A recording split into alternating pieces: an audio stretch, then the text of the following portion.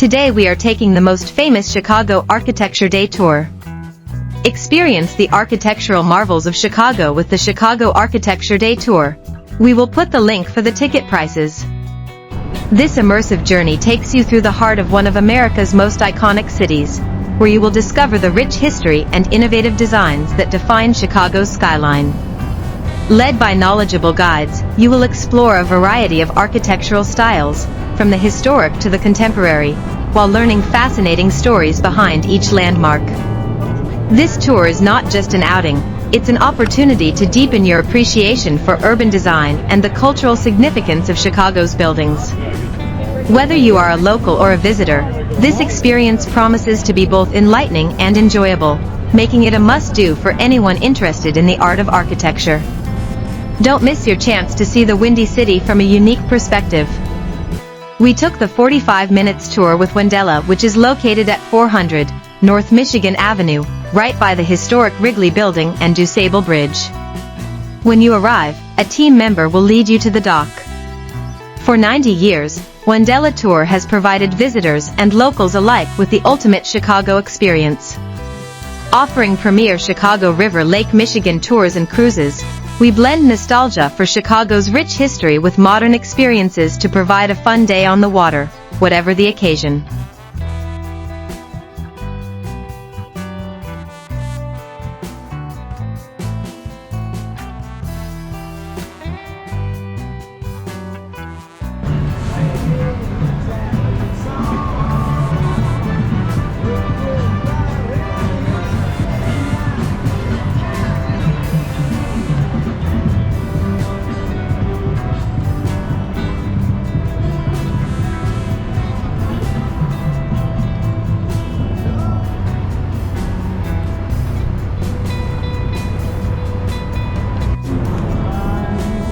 We're ready to jump into it. Are you guys ready?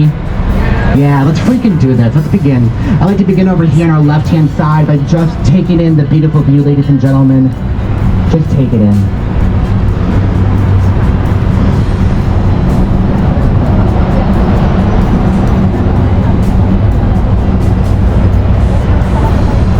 Wow.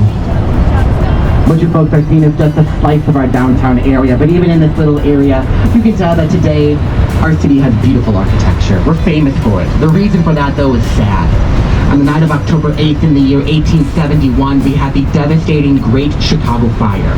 This fire burned about 66% of our city at that time to the ground.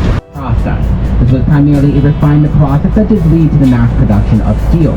The third invention surrounds you today, the modern-day steel-brick skyscraper born in Chicago in 1884, designed by William LeBaron Jenney, an engineer and an architect in our city. And we're going to see where this legacy has led, but we're going to begin your tour of Chicago, where Chicago began. So we're going to begin off on your left-hand side. We're going to begin with our Apple store. Today you guys can walk through thousands of square feet of retail space, buy a top-of-the-line Apple product, step out, and then drop it in the river on the same day. I've done it twice.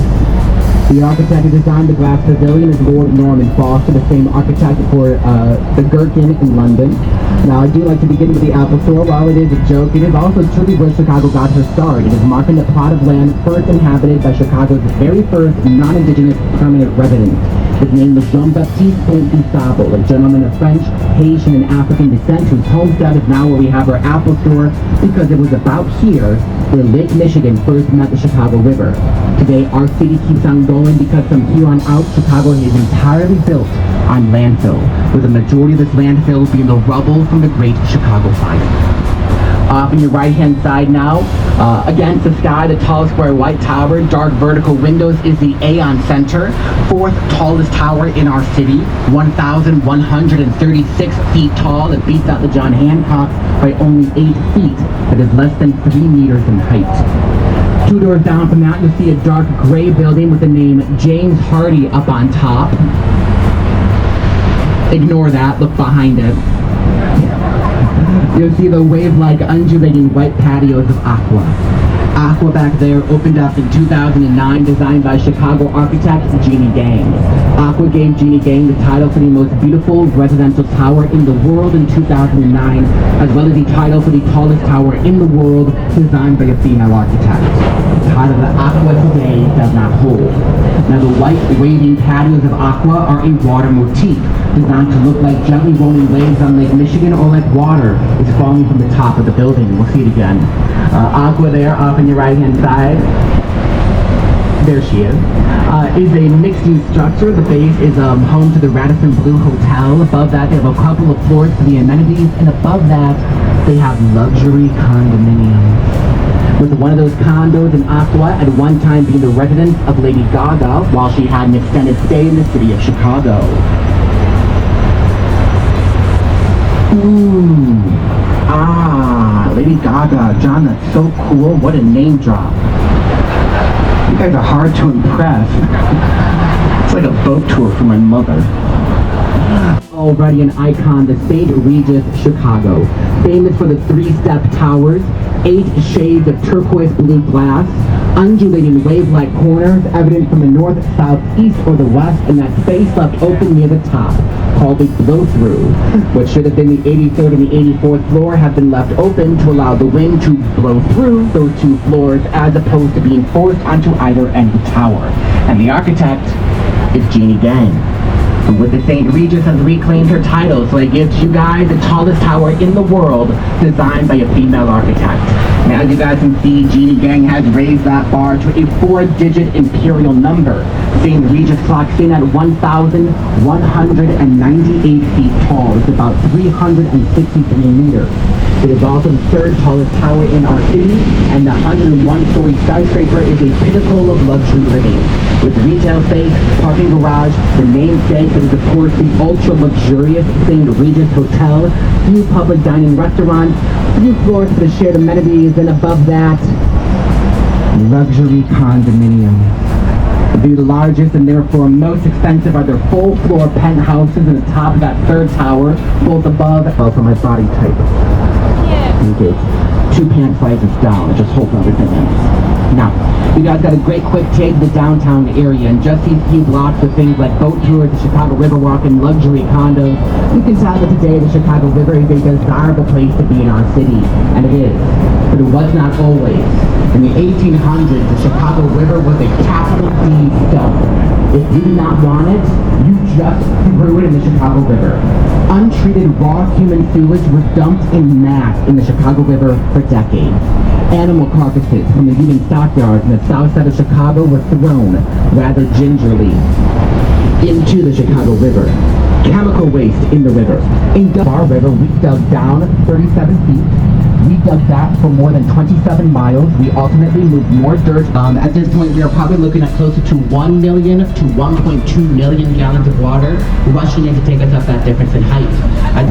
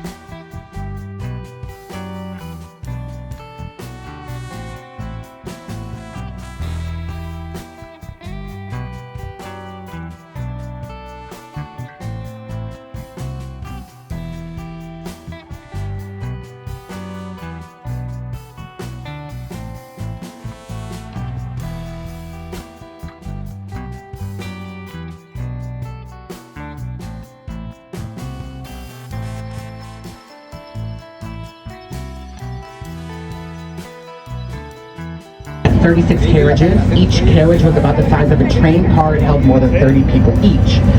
The max capacity, the very first Ferris wheel of the World's Columbian Exposition in 1893, held over 2,500 people at a single time. All of them would have paid about 50 cents to ride the Ferris wheel at that time, which today is a great price. It's actually honestly dirt cheap.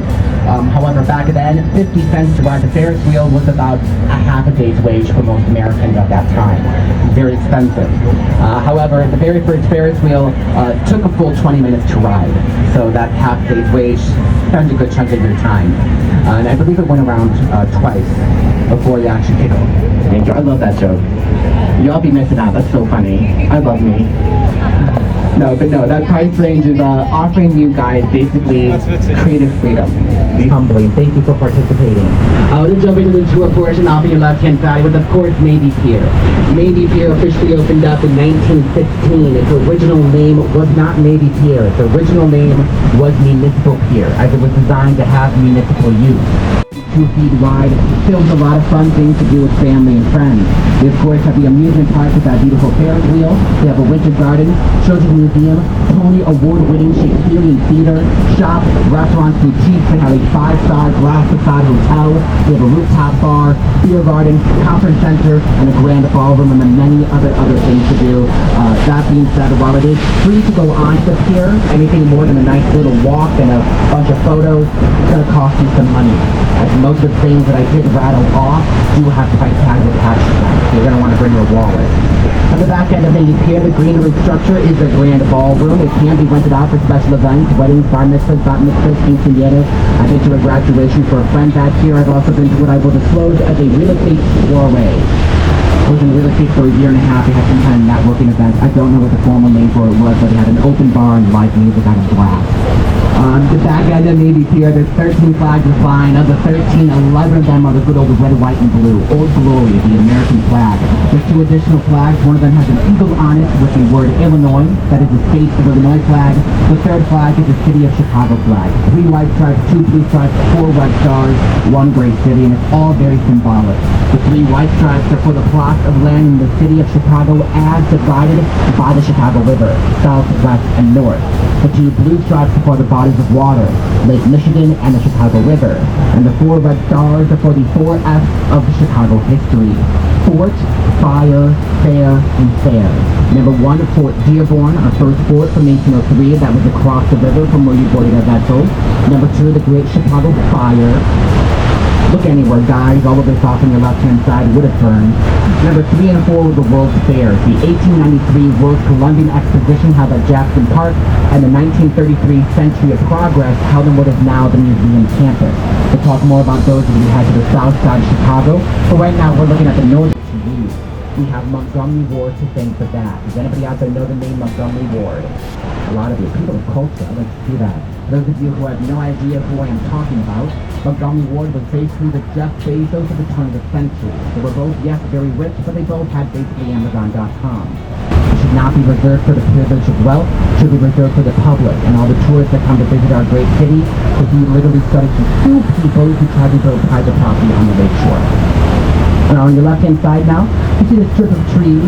Behind the tree line, you'll see a large red brick building, tall dark windows behind it. This is a Jardine water filtration facility. This is what filters out all the fresh drinking water we have from Lake Michigan. So when you guys turn on a faucet today, it's because of this building. It's not very out of the water that you do not want to drink. This would be things like dirt and fish poop. We then added good things to the water. A little bit of chlorine will kill any bad bacteria. We've also been known to add things like fluoride, good for strengthening the enamel on your teeth. The facility filters water for the city, but also for 110 surrounding communities as well. Up next on the left-hand side, a big black building, big white antenna, famous aspiration that is the former John Hancock. I do say former because right now the naming rights for the tower are on the market. I'm supposed to be calling it by its street address, which is 875 North Michigan Avenue. We sit very close to what is famously known as the Magnificent Mile, a portion of Michigan Avenue, given that name due to its success as a retail district. The Magnificent Mile is one of the wealthiest shopping districts in the United States, whether it shows. Right behind it, the famous diagonal slant for the diamond-shaped building that is Cranes Communications.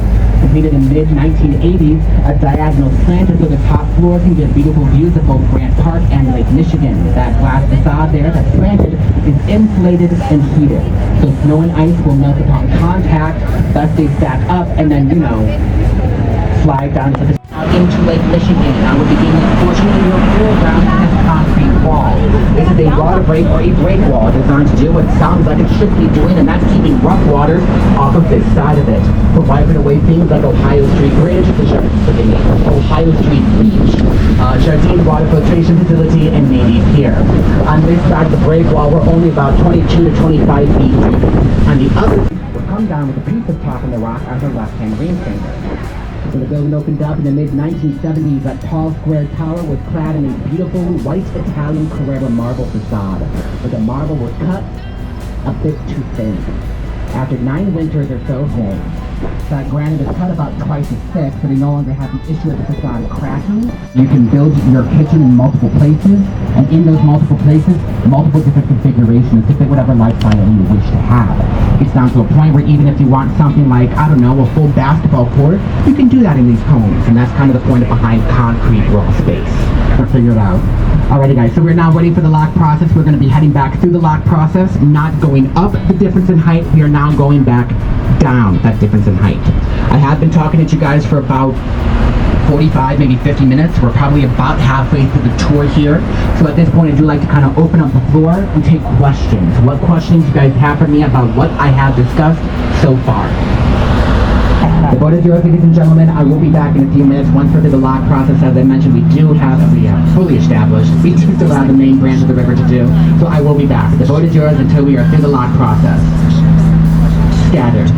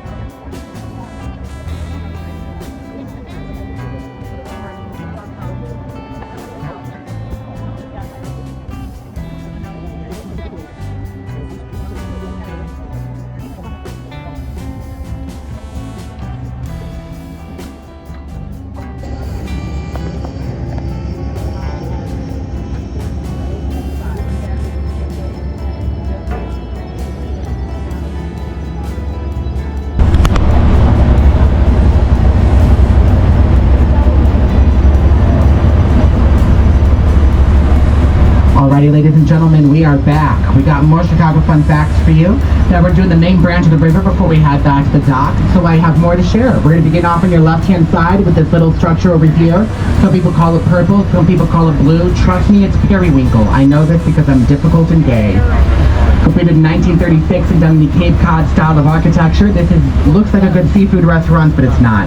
As the Cape Cod style is heavily associated with the northeastern coast of the United States, this is not a seafood restaurant. It is a top-of-the-line tower Chicago has allowed to be built east of Lakeshore Drive. Chicago officially passed an ordinance in 1973 to keep the lakeshore open and free for the public, meaning you can no longer build private property east of Lakeshore Drive. That tower predates the ordinance by about 5 years. It has also been used. It has also been built on what used to be a rail yard and was technically already privately owned property. Next on the right-hand side, the construction site here, they said to be 2 brand new skyscrapers. They will share the same address of 400 North Lakeshore Drive. The 2 buildings are set to change our skyline, as the tallest is set to be over 850 feet.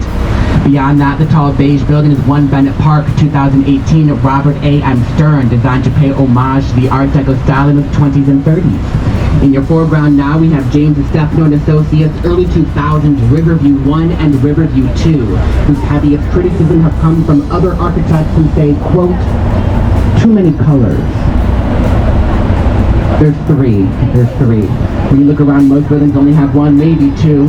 So three does become very busy on the eyes, especially when you have about the same amount of color for each. The building on the base does have these beautiful townhomes. Each of them are 4 stories tall with their own private rooftop decks and their own private elevators.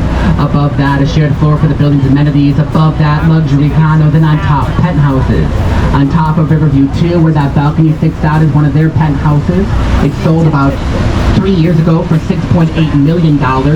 Fully built out, move-in ready. The people that bought it got 9,300 square feet on 2 floors with only 3 bedrooms, each with their own private ensuite bathroom and their own private balconies. The rest of that space went towards things that you actually really need, like 3 500-gallon saltwater fish tanks, a regulation-sized squash ball court, a full basketball court, 16-person hot tub, steam room, and a 1,000-square-foot terrace as well. So again, penthouse to pent home. That's what I'm talking about.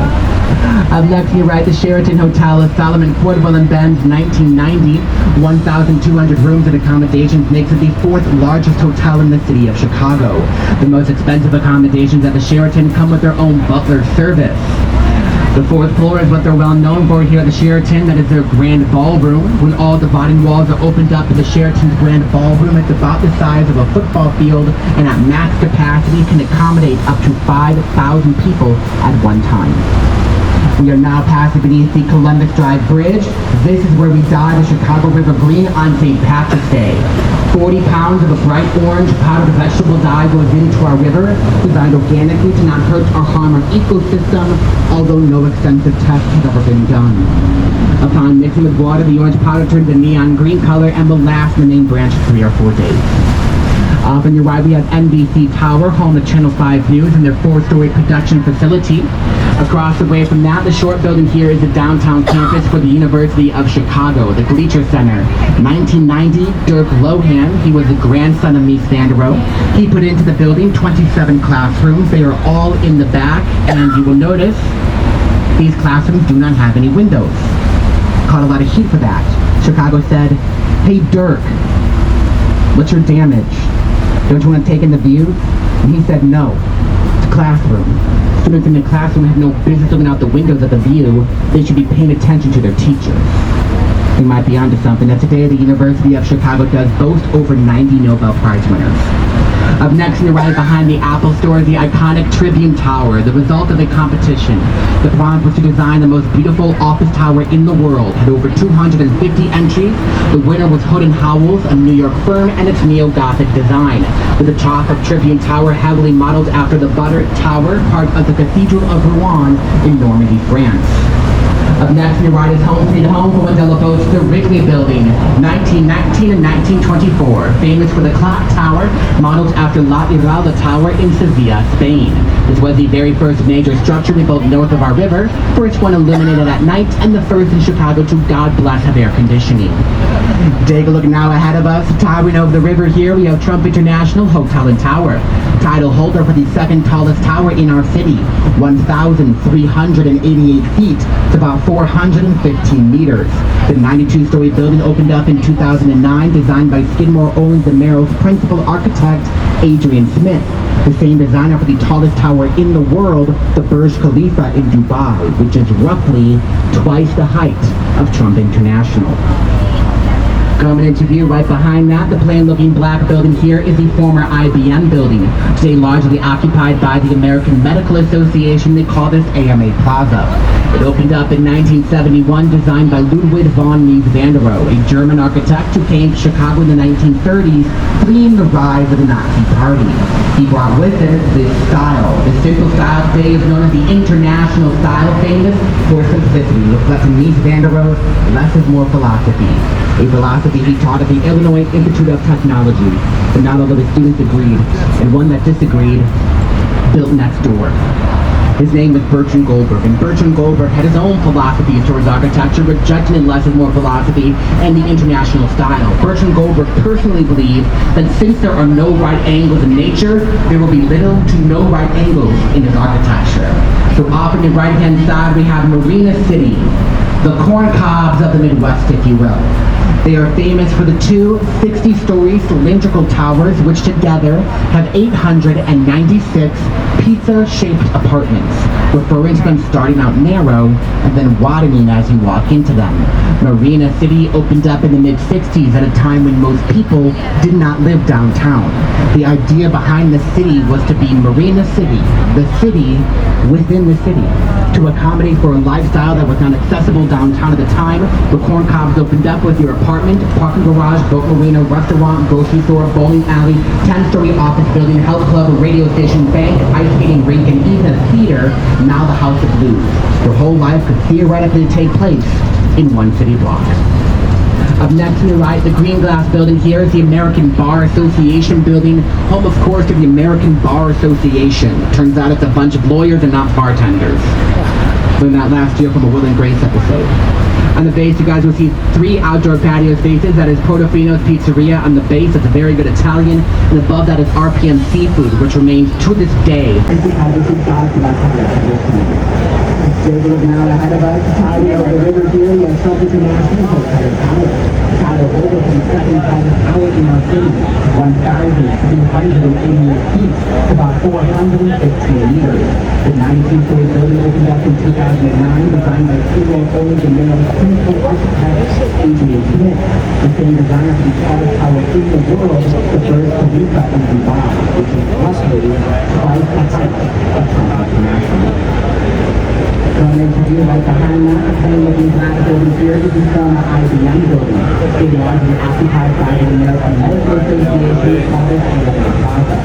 Opened up in 1971, designed by Wrigley Building in Miami. The German architecture page is happening in 1930s, including bars and meanwhile, here is the Plaza. The Plaza here is one of the international side things.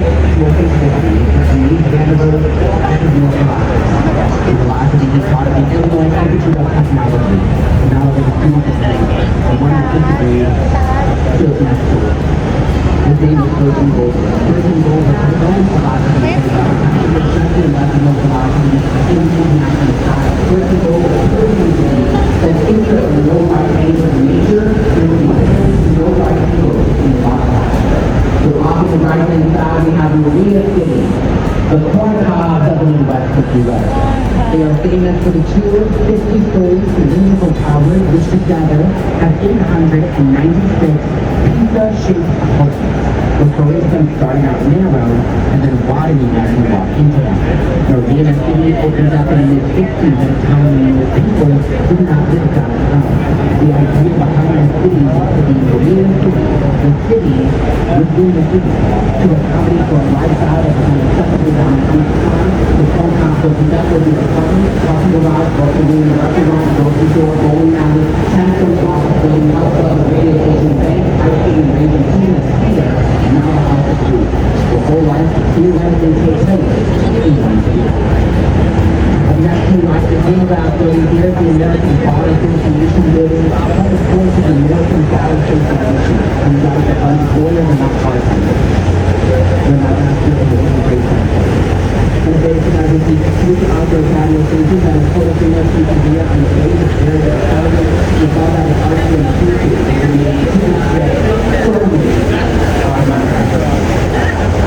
Up next, we might inside the Green Road Center, 1914 by Willis Tower, a former warehouse close with the business center neighboring and terrified organization.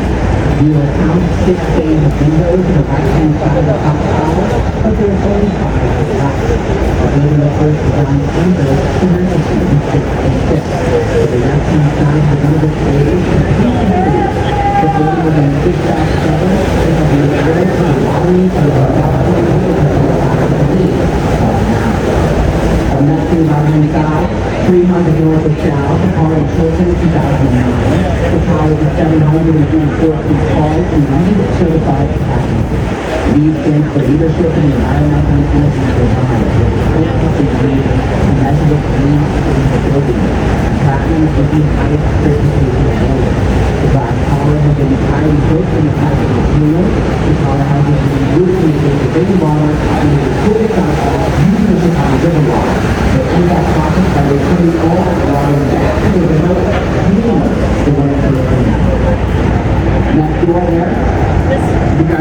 to your first reception, this building is big. This is the merchandise mart. 1931, Grand Edit and Close to the Light. Great example of stucco. For elements of our stucco, designed as an Indian limestone facade, along vertical orientation, set back to the top, and geometric shape throughout. When it opened up in 1931 at 4.1 million square feet, it was the largest concrete structure in the world. It is our second only on the downtown in Virginia. Further, we renovated and founded 14 warehouses and marketplace department stores. So the building just damaged, that's company startup. The structure itself was bought by the Kennedy family in 1945 for $15 million in back taxes. Other companies resold the merchandise mart in 1998 for $575 million. Yes, that was a lot of money. And they made more than a few shiny pennies on that deal. During the process of buying and selling the merchandise mart, the Kennedy family held on to Bull Point, a lot of land off to your right, and they have since then fully developed it out. It is now developed out with 3 brand new skyscrapers. The tallest is the one in the center, the 864-foot tall commercial structure known as Salesforce Tower. Off on your right-hand side, the tall blue glass building here, kind of shaped like an Old Spice deodorant. 160,000 gallons of water sitting in 4 tanks on top of the tower. So the wind comes off the lakeshore and smashes into the building and pushes it westward. The sloshing water up on top will naturally counteract the direction the building you want to fall until it remains completely stable. Off on your right-hand side now, we have 333 West Wacker Drive, Cone, Pedersen & Fox, 1983. A great example of contextualism, meaning that its design is influenced by its context, its location. Green glass and curved facade reflect those elements of our river, though the other end of the building does come to a point to help follow the Chicago grid. Up next on your right-hand side, in your foreground, you guys can see people enjoying the beautiful Chicago River Walk. Today you guys can walk, run, jump, or skip 1.3 miles from the junction of our river all the way to Lake Michigan without having to go up and over any one of our bridges, which is what you had to do before. At every single bridge, it was a flight and a half of stairs up, cross the street, flight and a half of stairs down. It was quite frankly too much cardio. It took us 3 years and more than $112 million, but it certainly paid off. Upon officially opening up to the public in 2016, the Riverwalk quickly became a destination for both tourists and locals as well. Today, when you guys pass beneath the bridge, you are walking into a new theme. Themes include rest and relaxation, places to play, places to gather, and even the environment. There is an environment in the Chicago River. We have 73 species of fish living in our river. While you guys can cast a line in and do your own fishing, it is all exclusively catch and release. The main idea behind that is, good God, do not eat those fish. You just don't want to. While the river looks pretty, it is basically liquid tetanus. We have been cleaning it up. We've come a long way. We officially got a green light to safely swim in the Chicago River in 2011, but we don't do that largely due to business. However, on September 22nd of this year, they do have plans to shut down the Chicago River, and on the main branch offer the very first free swim in the Chicago River in about 100 years. We do pay money to participate, and I will let 500 other people do that first. Off on your right, a beautiful dichotomy of architecture. Up first, the Art Deco LaSalle Wacker Building. Next door, the modern blue glass facade for 111 West Wacker Drive. With a cutout in the facade called the Reveal, wrapping around the building like the river, that allows for outdoor space and higher floors. The Reveal also allows for more dimension, helping to break up the otherwise glass box design of modernism. Up next on your right, 77 West Wacker Drive, a Spanish Catalan architect will call it Bofield. Completed in 1990, this is postmodernism, all about mixing old and the new. The old, in this case, the element of stone. Romanesque arches on the base, and up on top, a Greek-like temple and pediment, new element, steel and glass. Next door is 55 West Wacker Drive. This is not an ugly building. It's just hard to look at. That's brutalism. Brutalism comes from the French root word brut, meaning raw, as the original name for brutalism was béton brut, French for raw concrete. Up next on your right-hand side, 35 West Wacker Drive, designed as a column within a column. It won many awards for that modern design, but you will notice these metal pieces between the windows called mullions. A mullion reflects sunlight deeper in to brighten up its interior space. Up next, on the right-hand side, take a look at the front of the boat against the blue skies, a dark green Art Deco building with what appears to be a golden top. That is a golden top. That is 24 karat gold, 1/5,000th of an inch thick. So just like me, it is alarmingly thin. That is the Carbide and Carbon building. It opened up in 1928. The Art Deco design is said to have been designed to look like a champagne bottle to be a protest against prohibition with 24 karat gold leaf up on top. The green space off on your right-hand side here is a Vietnam Veterans Memorial for the state of Illinois, watched over by the 1926 French Beaux Art Jewelers Building with that big, beautiful temple up there on top being a Belvedere. In the 1920s, it was a speakeasy called Stratosphere Lounge, said to have been frequented by one Al Capone. Ooh. You guys are cartoons, right? Up next, here right inside, you're going to see more people enjoying the Chicago Riverwalk. You notice the O'Brien's outdoor patio. That's a Riverwalk cafe. Behind that, we have the skiing white skyscraper Mather Tower, 1928 neo-Gothic in design. When it opened up, this was the tallest tower in Chicago. It held that title for 2 weeks. The building was also designed with 4 additional floors. In the early 2000s, its top 4 floors were deemed structurally unsound. The top 4 floors of Mather Tower was completely removed and they were never replaced. They simply recapped the building, which is why today the crown of Mather Tower does not match the color of the rest of the building, and a helicopter lifted that up there in 2002.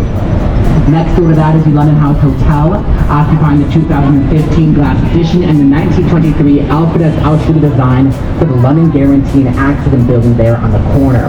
French Beaux Art in design, so a decorated base, a stack of floors with an ornate top, mixing Baroque ornamentation with sentiments and style elements of the ancient style. You'll notice Corinthian columns on the base and on the top, mixed with elements like symmetry, balance, and scale, all taken into consideration when designing in French Beaux Art. The structure there, the London House Hotel or the London Guarantee and Accident building, is also marking the spot for Chicago's first fort, Fort Dearborn. Now I mentioned that that fort is one of the red stars in the Chicago flag, so there's a lot of pride behind that, and it was our first stronghold for this area. The fort is no longer there, and that's a good thing, it would be in the way. But if you guys head to the intersection of Michigan Avenue and Wacker Drive, embedded into the sidewalks are brass plates outlining where Fort Dearborn once stood.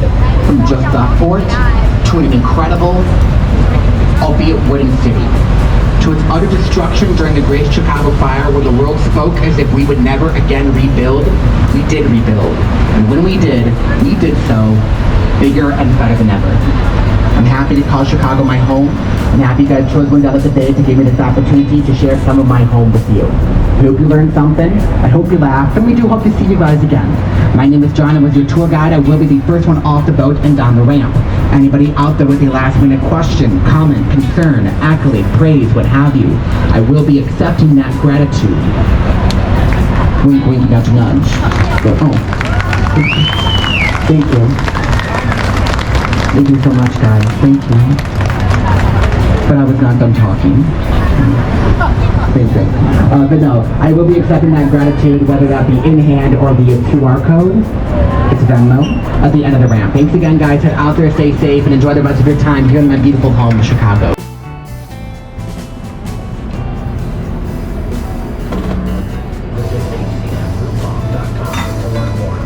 Sponsored by Bristol Myers Squibb. As America's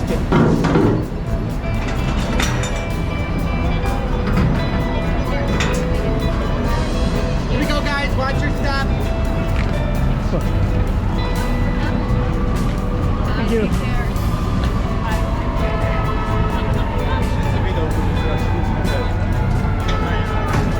Thank you. That was great, man. Glad to hear it. Mostly.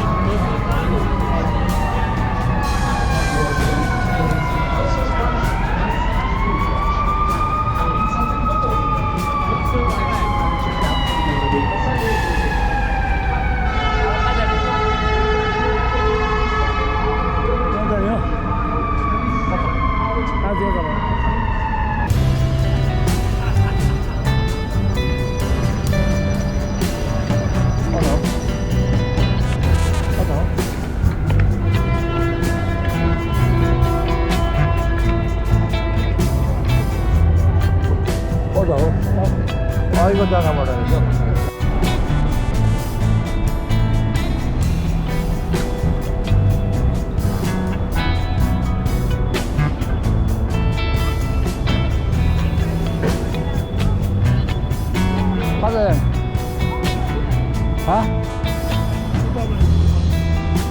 쏟아버리자는 거네.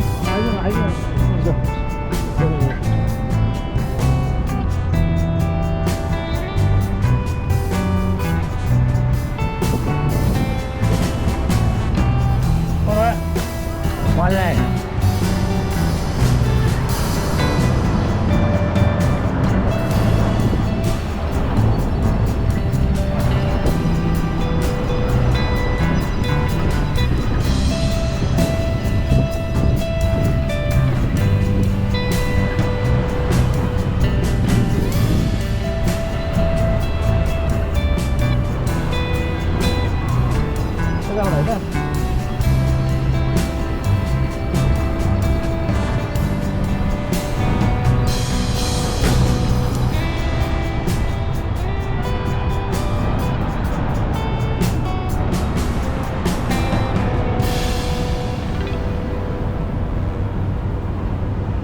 Thanks for watching, and we will see you in our next video.